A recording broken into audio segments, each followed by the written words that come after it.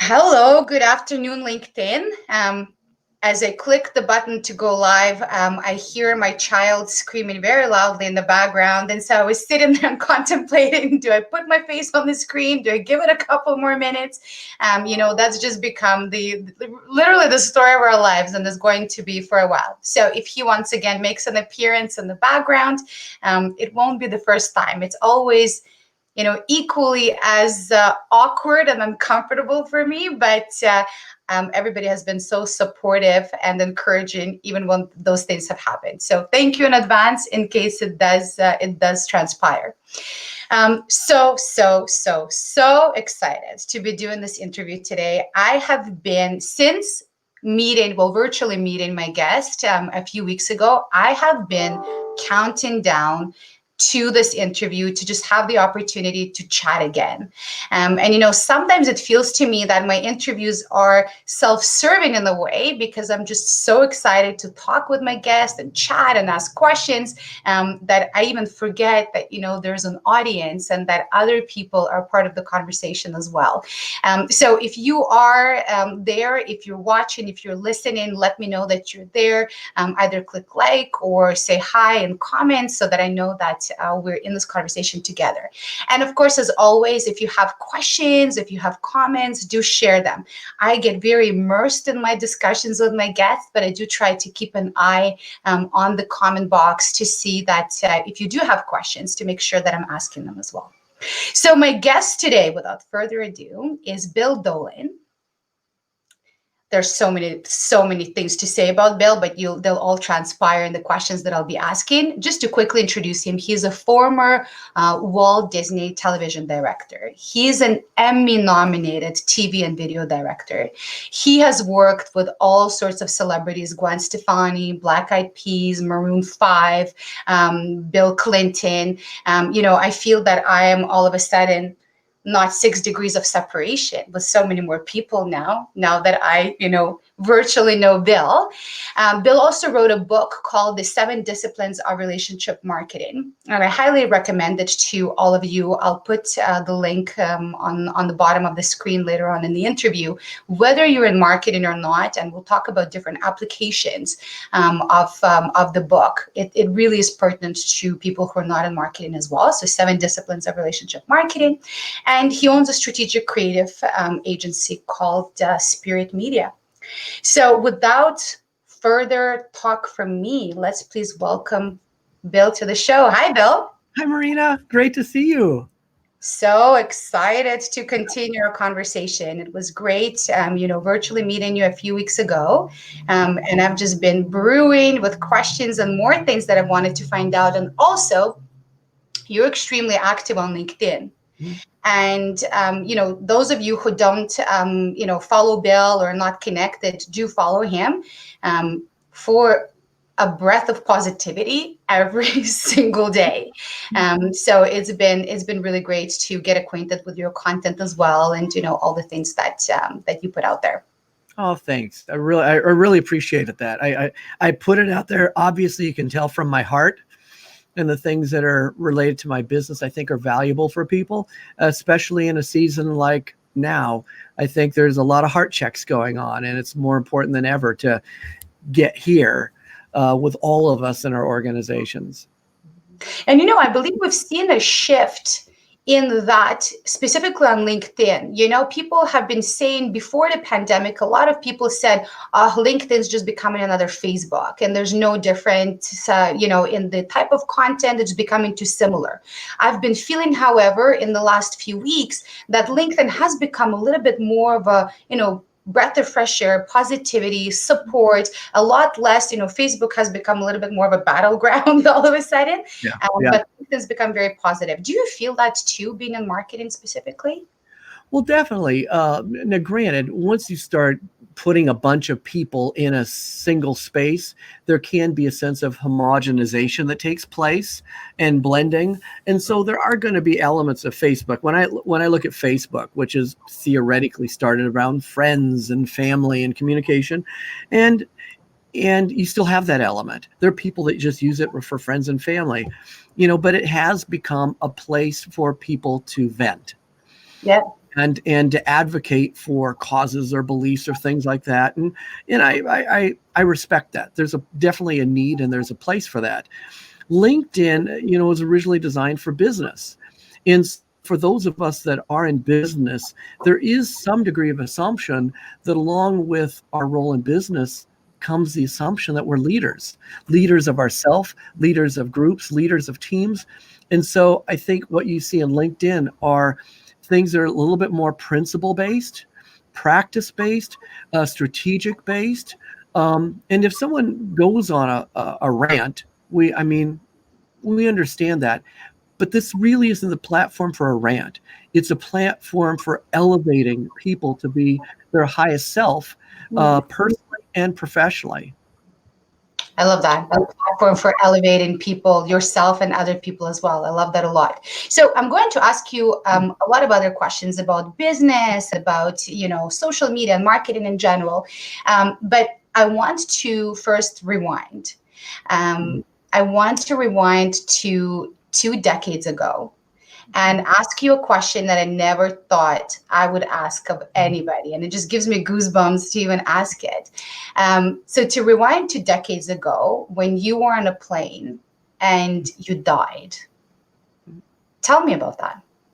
What happened? How did it happen? Well, a little context.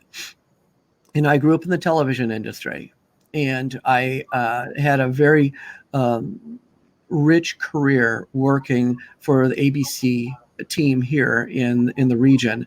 And I began my journey of entrepreneurship only because I'd married my high school sweetheart. We've been married for over 30 years, 5 kids, by the way. Wow. And we were wanted to start a family, and we're trying to figure out what to do. How are we going to make this work? How are we going to make ends work? And that really launched a career from not just doing television in that time, also doing videos, but also doing live events, because they related to really the idea of execution and strategy and technology and audience understanding. So I had gone on this journey, and throughout most of the 90s, I can say, sadly, but just being really honest, I in many ways was living a dream and working with some of the greatest talent in the world and traveling around the world doing all kinds of exciting projects. But I also became somewhat of an absentee father and husband because I was gone all the time. In fact, my twins, I have twins, if they drove by the airport, they'd say, "That's where Daddy works." No way. How And long were you traveling? How pardon? many days per year? How much were you traveling? If you were to put a number to it, how many days per year? Well, I didn't do it by days, but I knew that, as they would put it, Daddy's gone again, probably weekly or biweekly. Wow. And sometimes the thing about where I live on the west coast of the United States, and so I'm just a 2-hour flight from LA. And so this region is kind of like a creative suburb of LA. So I could pop on a meeting, be in LA for a breakfast meeting, and I could potentially be back by a late dinner. But many times I'd stay a day or day two. And then if I were working in New York or Miami or Denver, it's obviously longer than that. But it was enough that I was really thinking, what could I do that's going to make our model better? And I had dreamed about doing a documentary. A lot of us in the TV industry think about long form. Should I do long form? Should I do television? Do I short form? And there's really differences. And I had an opportunity to do the documentary, and worked with a great producer who partnered with me on it. And we found a distributor in Nashville.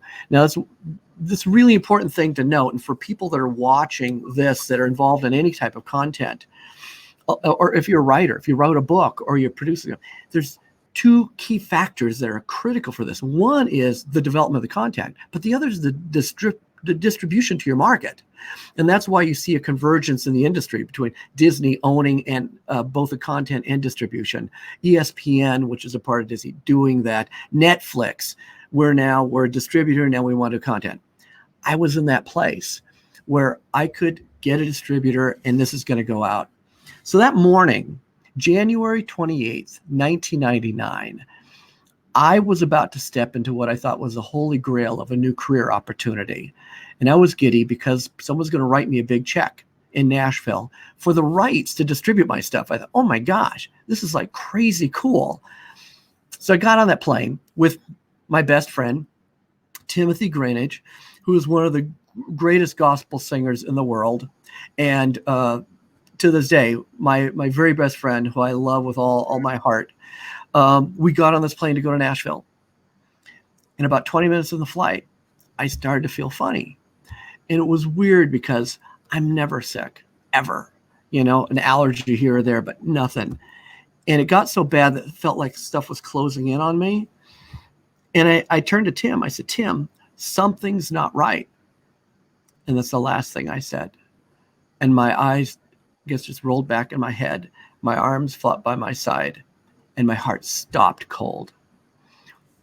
Now, Timothy did not know CPR, but he did know about chest compressions. So he began doing chest compressions on my chest, and nothing happened. So he drugged me into the aisle, and he began doing more chest compressions. And as Timothy described it to me, he said, Bill, I was just about to break your ribs. I was pulling back. And Tim is a giant guy. He could be like a lineman in the NFL.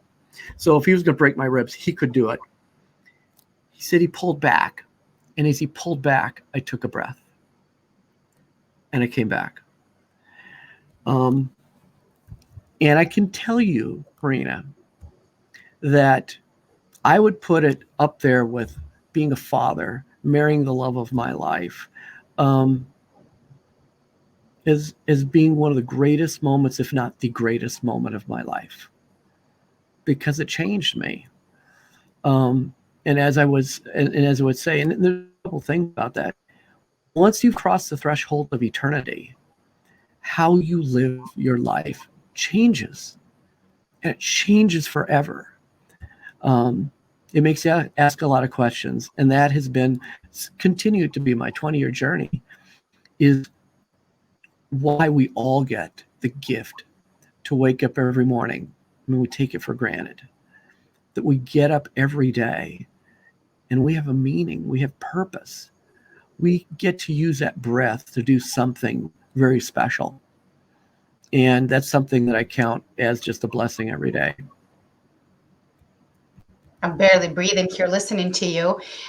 Do you remember everything from that time while you were essentially dead? Do you remember anything? Do you remember seeing light or anything? Or do you just remember being out and then coming back? I remember everything. Everything. So if for the benefit of those people that have tuned into this is about get spiritual. So I'm giving you a little warning. So if you want to flip off now. Yeah, I'm gonna share my heart.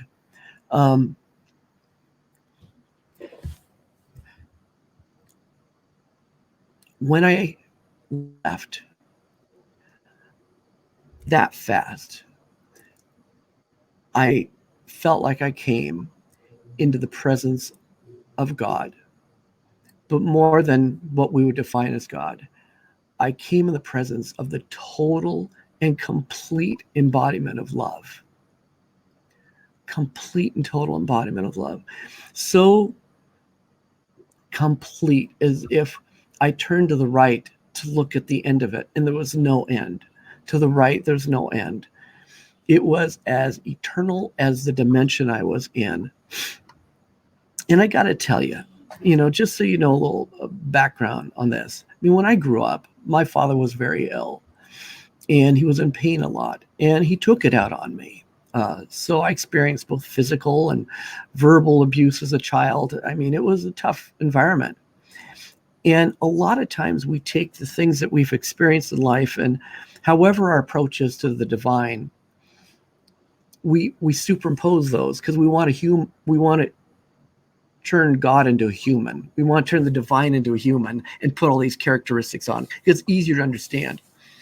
And I was convinced that if I ever came in contact with God, that I was basically going to get this. You screwed up. You failed. You did a bad job. You disappointed me. And secretly, even though I grew up Catholic, and so I grew up in a religious culture, I would secretly not want to meet God. Not at all. because I was convinced that this was like the Wizard of Oz God that was just a puff of smoke and yelled at me. But what I experienced was the opposite. It was so consuming.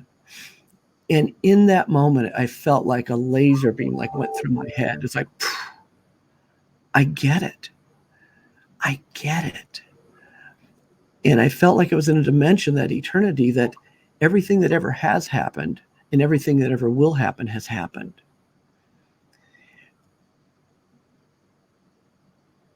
And gathering all that together, and there's a lot that came processed. This would be an 8-hour or a 16-hour program. I can just say that when I came back, one, free from the guilt and the recognition that if the creator of the universe, this divine being, loves me so much, and I have been living with shame and fear of failure, and that partly drove my career, because I was so busy trying to work so hard, not only because I loved it, not only because I made money, but I was trying to prove to myself that I was worthy to be loved. I didn't climb the ladder of success because I could get to the top and say, good for me. I was trying to climb the ladder of success to say, everybody, look, I am valuable. I am meaningful. I do have something to bring the world, only so that I could look in the mirror and try to convince myself I was worthy to be loved. And when I recognized that who I met doesn't just know you and me, doesn't just love you and me, but I come with this experience and take it from, these are my words, this was my experience, but I believe in all my heart that the creator of the universe is madly in love with you,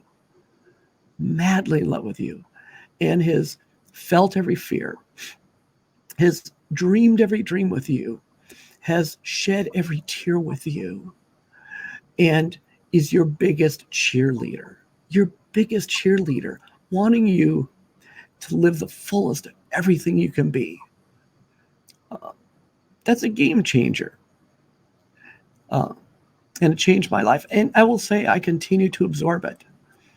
And it ultimately led, obviously, to how we changed our business structure, how I changed my life, how I changed my relationship with my family, how I ended up writing a book that has that tapestry that changes how we do business and how we market. It's incredible. But so before I ask you about the business and the book, that feeling and that emotion that you experienced, do you still are you still able to vividly recall it and experience it again? Or is it more like a memory? Oh, it's so real. Yeah. It's hard. I'm trying to be dignified for you and not start weeping, but every time I recall that, and it's something I experience every day, because it's something that I didn't just that happened 20 years ago. No, it is so alive today, because that relationship with that creator is alive today. And yeah, it's incredible. It is not just a memory. It is very much an essence of who I am. And the truth is, when we realize, what happened after that is they ended up diagnosing me, for those that want to know the medical side, diagnosing me with malignant neurocardiogenic syncope. Now, malignant means that you can die from it. Neuro is brain, cardio is heart, and syncope means out of sync. And it's kind of like an adult version of SIDS in a way. It's like fainting, but you faint and die kind of thing. And the only way that they can prevent that from happening is they give you a pacemaker. And so I have a pacemaker in my chest today, and it has to intervene 6 times a day, where my heart drops to a dangerous level, and it goes, oh, we got to raise it back up. So it monitors my heart, and then it brings my heart rate back up. And I will say, I do a lot of speaking in front of college classes and marketing classes and business classes. It's like the crazy guest lecturer. And after I explain that, I'll say, so guess what? if for some reason I just flop over in the middle of the class, give it a minute. I'll be right back. And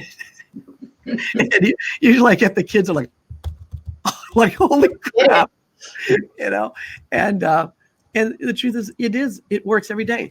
I mean, the thing is that 6 times a day on average, I have a device that intervenes. It keeps me from dying.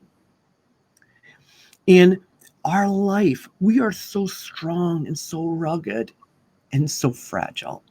So fragile. Our lives are so fragile. Our emotions are so fragile. And to have such a vivid reminder going off in my chest every day to say, guess what? Check another one off. You didn't die today. Check another one off. You got to live today. And then I get to make the choice.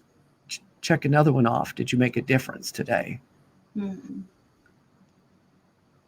Do you feel it when it goes off? Once in a while. I've gotten kind of used to it. But if I'm laying still, which I'm rarely laying still, I definitely feel it. It's like it paces my heart up to, I think, 90 beats per minute and then goes up. Imagine if you worked out, you jogged around your block, went running around your block, and then you sat down really still and you'd feel your heart kind of do this a little bit. Mm-hmm. Well, I get that 6 times a day without the jog. Mm-hmm. Sometimes I feel it, sometimes I'm distracted, but sometimes I do. And there's times that it's kind of actually fun because there's times I'll go, oh, there it goes. Thank you. Mm-hmm. Thanks. It's a reminder. Okay, so let's talk about the before and after. And I really hope we get to talking about the business and the book, but I have too many questions, questions in the meantime. I'm curious I'm very big into everybody finding their why and what fulfills them and living a life that, you feel fulfilled for whatever it is that matters to you. And especially now, I'm seeing that a lot of people are looking for that meaning and that fulfillment because of the pandemic, because of isolation, because of uncertainty. I'm speaking to so many people who maybe haven't even lost their jobs, for example. They're safe where they are, but are realizing there's no meaning in it for them, right? And so you said something just now. You said every day you do a self-check where you ask yourself, did I make a difference today? Mm-hmm. How do you define making a difference for yourself? What is making a difference? Well, part of it is recognizing my role in this world. I mean, all of us have been given gifts. We've been given passions. We've given aptitudes and experience that really almost are like, I write about it in the book. I call it the authentic purpose compass that says, who are you? That you are a unique fingerprint and you can't be everything to all people. And in the midst of an economic crisis, a biological crisis, a sociological crisis that's going on right now. And it's been underwater. Now it's emerged again because it's real. You'd say, what role do I play in this? And so after my death experience, one of the things that continued to emerge was this recognition that all of us we're born to love and be loved, and that can only be expressed in relationship. And so I realized going forward that a lot of us in business, we go through the day having transactions and okay, I gotta take care of this and take care of this, and then after we get off work, then we become okay. Now we're doing something meaningful. We're doing something significant. When in fact, relationships are something that happens every day. Caring about people is something that happens every day. The desire to love and be loved is something that happens every day. So it became abundantly clear that I had a unique role in taking my life experience and saying, how can I be ambassador of that experience I had to bring it here to this world? And so we have a principle that we practice called 360-degree love. That doesn't fix everything at all, because it doesn't mean that we still don't have to fight injustice or fight hatred or fight biological or pathological things. It doesn't mean that we eliminate the fight. Love is strong. Love is courageous. Love stands up in the face of injustice. Love looks at people and recognizes that every human being deserves to be loved and honored and respected. And from there, how do we express that? So in my case, every day, I have to start with, am I living that? Am I modeling that? Am I advocating that? And then look at the sphere of influence that I have from first myself, my team, our vendors, our clients, our family members, and now feel very blessed, a LinkedIn family of people we've been able to connect to say, how can I be that ambassador for that? And if every day I can put a drop of that to change a culture, to influence people to thinking higher and loving more, living and respecting more, that's the difference that I feel I can make. And sometimes it's profound, sometimes it's subtle, but there's not a day that goes by that I don't think, how will I make sure that I express that? And that is very profound. And Bill, as you're speaking, we lost your video for some reason. I don't know if you can see that your video seems to have disconnected. And I don't know if our audience sees what I see, but I see this white. Oh, you're back. I just saw this, white circle, and it looked like it was going like this, like a beating heart while you were speaking. And everything you just said before, I literally sat here nearly breathless, just looking at that, like, whoa. But now you're back. It was just, and you were talking about, love and meaning, and it literally looked like a beating heart. Wow. Okay. Yeah, I should have told you that every time my pacemaker goes off, it uses the same power as the camera. So it turns off the camera, and then we'll be done. No, I'm totally joking. Yeah, that could be a thing for you to say. Yeah. Well, I noticed that on the topic of love. I mean, I noticed two things. One, you say you would love Bill in every LinkedIn post. So I've noticed that. And I also have noticed that in your book, you use the word love more than perhaps any other book I've ever seen. I would say to a freakish level. Completely socially weird level. I know it completely blows people's paradigm. I totally get that. How does your wife react to that? Does she tell you that it's too much? Not when it's directed at her and the kids, but when it's, the rest of the universe. That's a good question. I should ask her that. So far, she hasn't said stop, which I accept as a good sign. But at the same time, too, she doesn't follow me on social media. So that could be a sign, too. Yeah, that could be. It's like, look, she gets enough of me at home. Why does she want to read my content? So, yeah.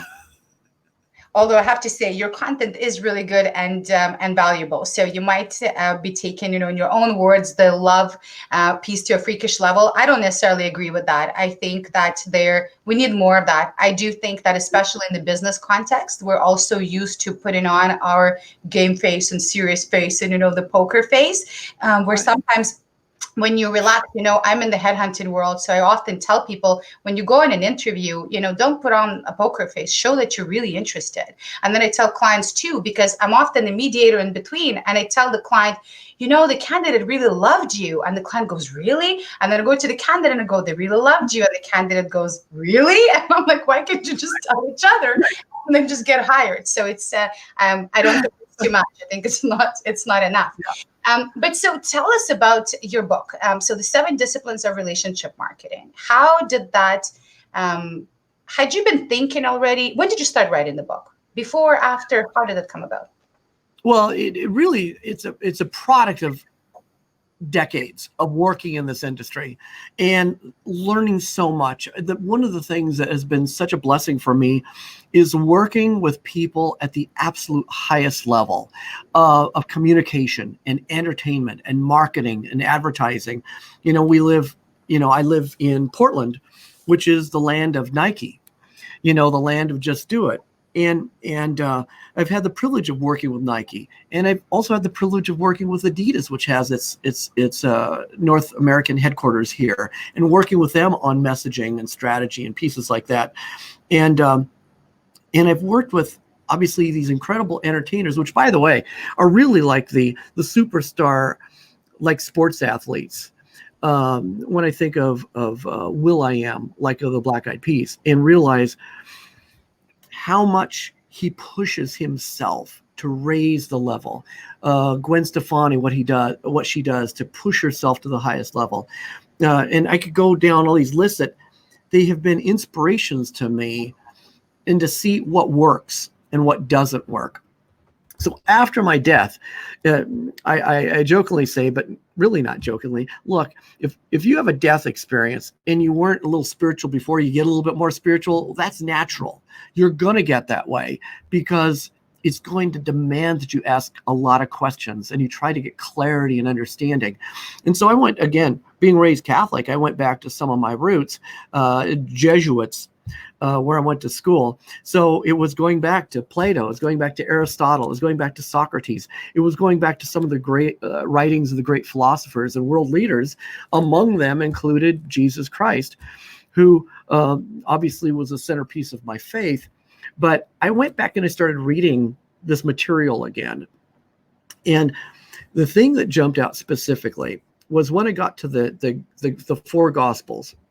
And that is the account of Jesus' life from Matthew and Mark and Luke and John, four different people, different amalgamations of content. And by the way, those four books are considered by authorities of what they call historicity, and that is the accuracy of a document, as being four of the most historically accurate documents of all the ancient writings, more so than even the ones I love, like Plato and Aristotle. These are incredibly accurate based upon the measurements that we have today about historical accuracy.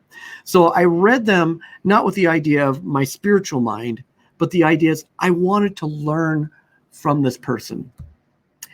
And what jumped out off the page, and I say this respectfully, was the greatest marketing plan in history.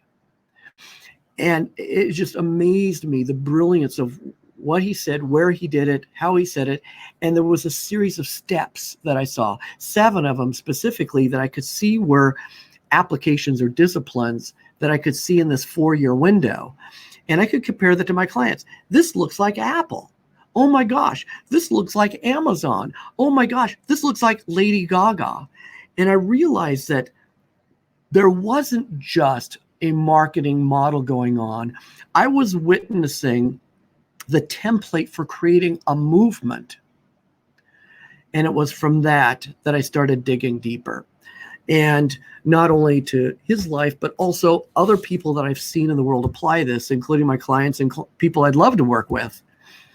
And as I started to lay those things out, I then said, let's apply them. So I started to apply them to clients. And the 7 disciplines process was not only fabulous for helping an organization, it was great for a campaign. It was great for projects. It actually worked for even transforming their own personal life to say, I'm going to walk through a 7 disciplines process here. And in the book, I reference the first time I said, I'm going to really launch this and apply it to a meaty piece that I can do the whole piece. And it was a real estate project in Hawaii. And it happened right around just before the Great Recession. But they wanted me to come in and develop these properties and really create a brand around it. So I went in following the 7 disciplines that had to do with what is our mission, our purpose, creating a manifesto that was clear about what we were doing, why we were doing, so we didn't get distracted. And essence of doing that first piece is discovering your brand soul. And we did that for that organization, help them develop that brand soul. Then from there, clarity about the market and knowing them intimately. That's the thing about relationship marketing, is that a lot of people, when you say relationship marketing, and again, I'm being respectful of kind of the old world sales models that we've witnessed for years, but they think relationship marketing means, oh, I take them for golf. and then I sell them something. So that's relationship marketing. Or I send them a Christmas card, and that's relationship marketing. The truth is, you can only define relationship marketing to the degree you have a relationship. Otherwise, it's still a fake transaction. And there's a lot of fake transactions called relationship marketing out there. And I realized we needed to really know our customer. And in the book, we actually talk about the 10-digit human address to help people develop personas and to develop really knowing their wants and needs so that you can go to the next phase. And that's to speak in a manner that's relevant and meaningful. That is a game changer because most people are busy talking about themselves. And what we learned in the 7 disciplines is that there's power in helping talk about you. How can I serve you? How can I make your life better? How can I deliver the outcome you want? How can I help you experience the transformation you're looking for? And by the way, not just doing it because I want to make a buck. It challenges you because it says, I want to do it because I really care. I really care and respect and honor you. And even go so far, and I could say this about every client I have, I love my clients. I genuinely love them, and they know it. And so when you take it to that level, that allows you to move into messengers, the power of messengers. And we ended up doing this campaign. We transformed what would normally be a regular real estate development into a global property. And it became so popular. In fact, I was just talking to the developer today. I mean, Cher wanted to buy it. Celebrities wanted to buy it. And it turned out that that was right around the time that President Obama was elected. And he wanted to go back to Hawaii to take his family to celebrate his new election. And of course, we had positioned this so well that when it came time to pick, he chose our property. And we transformed that home into the Obama Winter White House. Even if you look at the Obama Winter White House today, like look it up, Obama Winter White House, you'll find the product of our development. And it's a development that became world famous because we applied the 7 disciplines. We didn't just market it, we created a movement around it.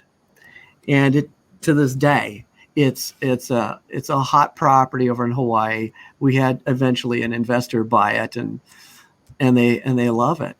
And that proved to me, dang, this really does work. It's kind of like, wow. So we apply every single day to every single project. And after teaching it, I finally, as long as it's us, I'll tell you the story. It's just us, Bill. Just us. Yeah. One of the founders of our company, dear friend, Grant Shirahama. Just, by the way, I mean, he's just like this perfect ordered man. And he was a perfect contrast to me because I'm like, whoa! And he's like, and it has two beautiful dogs. He was up hiking in Mount Hood, and he took the girls up for a hike and just having the best time of their lives, and had lunch, took a picture of themselves in front of the mountain. And after lunch, he grabbed his heart and died and had a massive heart attack. And when we had the funeral for him, and his wife was going through his belongings, and he was such a quiet man. But in his belongings, she found a journal. Didn't know it existed. And she was reading through the journal, and she said, wow, I feel like I know Grant like I've never known him before. And it was so precious to her because he was talking about personal things or things he was feeling. He didn't share that a lot. And it struck me so much that of all the things I'd experienced, that the thing, if I were to die again, and I will, I wanted to leave a love letter. I don't want to leave my family wondering. And that's kicked me in the butt and said, it's time to write this. It's time to put this down and to share it with the hope that look, if I go tomorrow, if I go by the time this interview's done, I have documented something that I truly believe can make a profound difference in the world if people read it and applied it. And when my wife reads it, it's a love letter to her and to the world.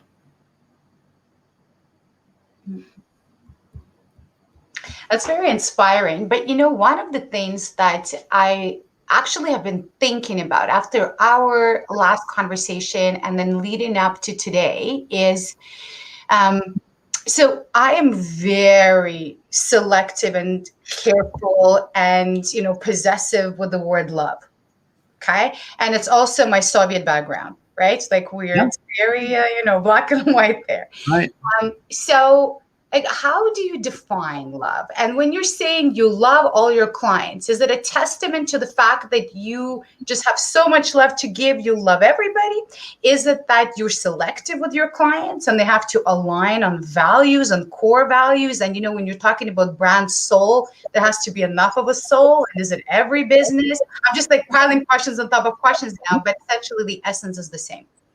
No, and it's a great question. I had to challenge myself on this and process this because, the idea that, I mean, we've heard it, we've seen it on T-shirts and ancient scriptures and proverbs around about love conquers all and love is this and love is that, and here in the English language, use one word love for meaning a lot of things. Yeah. I think the Greeks really did have it right, that they recognize there's different types of love. For example, you say love, like you say, oh, I love you. Well, some people are thinking like the Eros type of love, the romantic and sexual love. There is also, I love humanity, which is really an altruistic type of, broader thing. There's the idea of love your brother, of having someone that is, just fun and you just care about them. And so I'm not an expert on it, though I had really went back to diagram this out and recognize there are different forms of love. And just because I say I love my clients doesn't mean that I want to marry them or date them. But it does mean that I deeply care for them. I care for their well-being. I care enough about them to put sometimes their needs ahead of mine, many times. So it goes from a point of being able to love as saying, in all the ways that love is expressed. For example, if you love somebody, chances are you respect them. Chances are you honor them. You honor the fact that as a human being, they're worthy to be respected. Now, it doesn't always mean you trust them, because people earn your trust.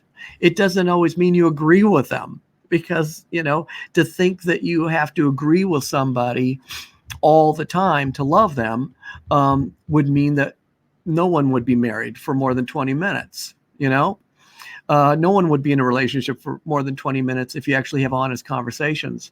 So that idea of love covers a very broad, sweeping thing.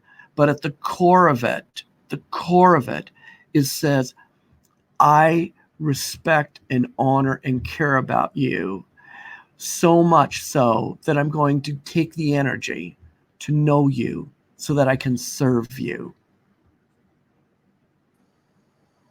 I love that. Everything you say, I have to take a bit of a moment to let it let it sink in. And it looks like we're not going to really talk about business, really, because I have non-business questions. I keep trying to force myself, and then I have another one and another one. But so, because again, and we started this by talking about finding, for people to, because it's important for brands to find their soul and to, do things and to find their values. But it's even more important for people, for human beings first, before we do it for businesses. And so many people are realizing, already said it these days, that they haven't necessarily now they are taking the time to dig deep and to find that, meaning and fulfillment. How do we apply the 7 disciplines to our uncovering our own soul and our own, the values and our own why and our own, mission, and creating that personal manifesto that you create for brands. What are some of the tips you have there for somebody who's going through a little bit of an identity, not crisis, but I guess search? Well, I think any time that the storms appear on the horizon, and we're experiencing a lot of them, the ability to stand firm in who you are in the midst of a storm is so important. Otherwise, we get tossed around and we get challenged, because sometimes it means that we really haven't established a foundation that's clear in our own heart and mind of who we are, what we stand for, what we believe. And the other thing, too, is that I believe that most people are great people. They're good people. They have good intentions. But our intentions, people can't read our mind about our intentions. What they do is they read our actions. And to bring our actions into alignment with our intention is a deliberate process. And to be deliberate requires definition.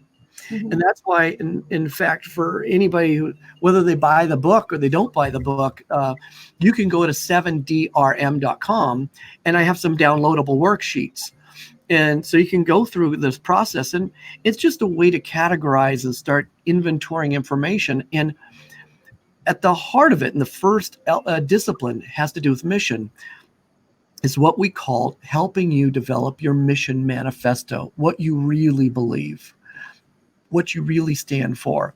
And it starts with the question, why? You hear Simon Sinek and a lot of great leaders talk about why. It starts with why. And we love saying it starts with why, and then we don't ask why. This presses you to say why. And there's an exercise that I stole from Dean Graziosi and Tony Robbins, and that what they openly said, go ahead and steal it, called the 7 whys, that starts with asking a question, why is this important to you? What's important to you? What's your life matter? And then you answer that question, and then you say, now, why does that matter? And then you answer that, and you ask again, well, why does that matter? See, what happens is sometimes we're so busy doing stuff that we haven't even peeled the layers off our own life. Yeah. And when I talk about 360-degree love, yes, I'm not only talking about loving God, but loving yourself so that you can love others. Because if you want to have a major obstruction to truly love and respect others, recognize it starts with us. It comes with our own challenges we have about ourselves. And the solution is not just to love me. It's 360-degree love. It's the totality of it. But it's hard to love someone you don't really know. And that why piece drives it in. And from there, it leads to, what are the missions I need to accomplish to fulfill that purpose? So it isn't just the mission of the day or the project of the day. It separates the things that I call, wouldn't it be nice if, or someday we ought to, or gee, it'd be nice. We say that all the time. Right. Those we can dismiss unless they are mission critical. And then from there to go into vision. What does it look like? To be able to have the puzzle box of life, that you see the front of the puzzle box is so clear. It taps into the visual cortex and implants in your mind, this is what it looks like. And these are the puzzle pieces I need to do that. Oh, and by the way, to have the clarity to dismiss puzzle pieces. Because in marketing and business, everybody's throwing stuff at you. You ought to do this. You ought to do this. You ought to do this. And if you don't understand your why and your purpose and your mission, a lot of marketing is designed to make you feel guilty and make you feel incompetent. Because if I can create a hole that only I can fill, boop, marketing, I just got to sell. Right. And so great marketing, relationship marketing, is not the idea of how can I dig a hole that you have to fill. It is how can I help you realize the greatest aspiration you can have and give you the tools and the resources to get there. That's building an aspirational and not built upon tearing somebody down so I can sell you a widget or whatever. So when a person understands that vision, that puzzle box image, that leads to your values. And your values really at the heart are the essence of your brand personality, because it is your values in action that becomes your brand personality. is to go, oh, I know Marina because I know wisdom is important to her. Caring is important to her. Being an ambassador of lifting people up is important to her. I could go off a list of things that I've learned by watching you. And I'm sure people that have watched you go, wow. And guess what? Every single one of them comes back to a value. Mm-hmm. Every single one of them. So when you get that definition, you're now in a place to actually have goals and not be woven by the wind. It means that it's kind of the difference between happiness and fulfillment. Because when you can live that kind of life that is so clear, purposeful, and mission driven, you might not laugh giddy all the time, like, oh, I'm having the time of my life. But you have a richness in your soul that says, I'm fulfilled because I'm doing what I can uniquely do, as opposed to happy, which, by the way, having done gajillion shows at Disneyland and worked with their Imagineering team, keep this in mind. Disneyland, their motto is the happiest place on earth. Okay? And there's no question. I love Disney. I love them for creativity and for their imagination and for telling stories that relate to our life. It's a beautiful thing. But I will tell you this. If all you pursue is happy, it's like getting on the Dumbo ride and spinning around. Because what happens at Disneyland is you get off the very same place you got on. But if you live a life about fulfillment and purpose, you not only live a life that takes you further, but you take others with you. And that's what makes this experience so rich. It's beautifully said. And I love that you were saying that everything is predicated on self-awareness. Have to know yourself first before building. And it's the hardest part. It's hard to know yourself because you're told who you are from very young age, right? Started with parents, and you mentioned your father. It starts so early on that sometimes takes your whole life to realize that you kept repeating, a narrative of yourself that was maybe imposed and then became self-imposed. So it's very interesting that you're saying that, and it's very true. But so you said, most people are, good at heart. You didn't say all people. So when you encounter people that you feel are maybe don't have bad values, but let's say are completely misaligned from who you are and your values, do you find yourself getting I'll say preachy, but I'm using it in a good sense. And kind of trying to, I don't know, inspire them for some sort of, better shift with clients too. Or are you selective with your clients? Do you fire clients if there's misalignment in values? Has that happened to you? Oh, definitely. I mean, first, I talk about love, and it's definitely our highest value. But guess what? It's crazy hard. It's not easy to love. Relationships are hard. I say that all the time. Relationships are just hard, for goodness sakes. And they take work. And there's some people, easy to love them. It's easy to love you. You're great. You're awesome. There's some people that are hard to love. They just are. And for numerous reasons. So when I say I love people, I am committed in part to loving people, even when it's hard. But when it comes to client, I think it's a really important point. It's not like I work with people, just because I love them.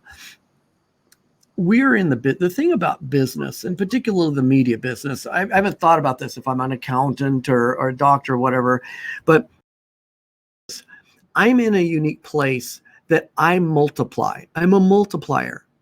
So in other words, if you have content or you have a message or you have a product or stuff like anything of that nature, people come to me ultimately because they want to make more money for their business or their nonprofit. And ultimately it's what is their deliverable? And I have to ask the question in the nonprofit and the other, are they delivering something that's making a difference, a positive a difference in people's lives? Are we bringing value? And I have had to be in a place where I've looked at products or speakers or celebrities that have come to me about working with them that I had to say, I do not feel comfortable about multiplying your message because I believe that your message is not loving. I don't believe it's respectful. I don't believe it's necessarily honoring. And in fact, in some cases, I believe that that message is divisive or destructive or hateful. So I'm looking for that line, recognizing that if I'm going to make a difference in the world, I get to lift up voices and put them on a platform that are hopefully making a difference, a positive difference in the world. And I will not multiply and I will not magnify voices that I believe are destroying our world or advancing messages of hate or dissension or destruction. I won't do that. I love that. And that resonates with me as well, because, my why is to scale the reach of people's voices, so that they can experience career fulfillment, and also predicated on one of my values being that censorship of any kind is evil. So I see voice as being the most powerful thing that exists, and because of my upbringing. But I don't think, same as you, that every voice needs to be scaled. I don't think that any voice should be censored, mind you. I don't believe in that. And, often I'll have people commenting on my posts, and I'll get a lot of messages saying, delete that, block that person, get insulted, get all kinds. But I find it actually exciting. I get giddy even when people write something really mean to me, because I'm like, they can't, like, they're allowed. That's really cool. There's that right. But I believe in being selective, because it chips away from your own values and your own why, when you're not in alignment with people that you're representing and working with. So one last question I have for you, because we're almost out of time. So you had this incredible life-changing experience, and it really, transformed you in many ways, and you realized the desire to, spread love, and, realized what you stand for. And then what made you remain in your field and in marketing? Did you consider, I don't know, starting to, I don't know, becoming, working at in a church, or I don't know, doing something completely, I don't know, spiritually driven fully? Or why did you stay in business? I would say I stayed in this business in part because, one, I didn't think about those other things. But now you mention them, I would not be good at that. It would not be my gifting. The idea, like you say, the idea of a pastor or a church or something like that. Look, all of us are spiritual beings. All of us are spiritual beings. And so I think that while there are physical structures of churches, the truth is that a lot of the church and the belief system we have, we live it every day. And so call me a mobile ambassador of God's love. I don't need a church. I don't need any platforms or anything. I just have to live it. And we all get to live that. Now, when it comes down to skill sets, I'm really good at what I do. I can say that with absolute assurance based upon my years of experience, the teams I've worked with, the quality of the work I've done. We're masters of our craft at our agency of producing videos, telling stories, creating virtual events and experiences. We're really good at that. And I did my own 7 disciplines on myself. And I went back and I looked at it and I went, oh my gosh, I've kind of been doing this since I was a kid. I loved playing music. I used to put on magic shows for the kids in the backyard. When I was involved in high school, I was involved in programs and production stuff. It's in me. And when I recognize that it's part of my DNA, I said, this is who I am. But it doesn't mean that I don't transform. And that's the one thing about this, is that after my death experience, it reminds me of that butterfly experience, because a lot of people talk about the butterfly, and isn't the idea of a butterfly a beautiful thing where it's a caterpillar and then it becomes this? In the same way I went through the caterpillar experience, and all of us are. I mean, think about this. The caterpillar starts out its life doing what it's supposed to do, which is basically eating a lot. But there's a day that it steps into the cocoon. And when it steps into the cocoon, 3 things happen that transform that butterfly. Number 1, the digestive juices inside the caterpillar actually turn on itself. and it starts destroying parts that it doesn't need anymore. That's a hideous process. The second thing that happens is parts of the butterfly actually start to transform. The organs start to change shape, to change it into a butterfly structure. But number three, this miracle happens that things appear that never appeared before. And that's when it gets wings. And it comes out, and we celebrate the beauty of transformation. And that caterpillar was always supposed to be that. It was part of its destiny to be that. But it had to go through that hideous process. And what I would say for anybody watching and anybody looking at Bill Dolan right now, guess what? I'm in that hideous process right now. We're all in that hideous process. It's like trying to rebuild a plane mid-flight. It's messy and it's dangerous. And unlike the butterfly, look, they get to go in a cocoon, and all that stuff happens in the silence and the quiet of the shelter. We have to go through that life transformation, that hideous process in front of everybody. You get to see us discarding the things we don't need. You see us struggling to let go of things that we won't let go of. You see us changing. And you also get to see us growing into things that we thought could never be possible. And so for that reason, I knew I was supposed to be this. But more so, I recognized that I needed to give myself grace in the process. And in giving myself grace, it allows me to give other people grace, because we don't know what kind of crud they're going through. We don't know what phase of transformation they are. But I can be there and be a cheerleader for them and say, I believe in you. I believe that you are launching and doing something that maybe you've never thought possible. But if you believe and become the person that's necessary to do that, you're going to witness the miraculous. Just be faithful to the process. Well, not only do you give grace to people and you're a cheerleader to people, you also inspire a lot of people. And as I've been reading the comments that people are leaving as we're having this conversation, and the texts that I'm receiving from people who are not leaving comments but are watching, you inspire a lot of people. And what can be more priceless for that?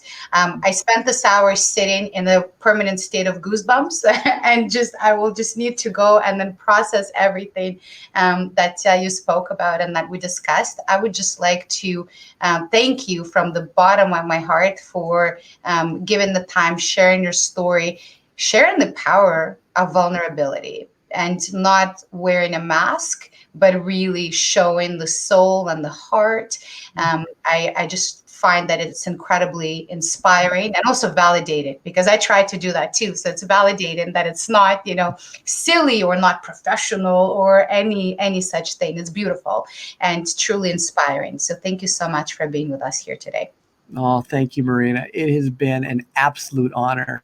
Thank you so much. And by the way, love you. Thank you. I have a very big trouble saying it back. I like and appreciate and admire you very much. Thank you.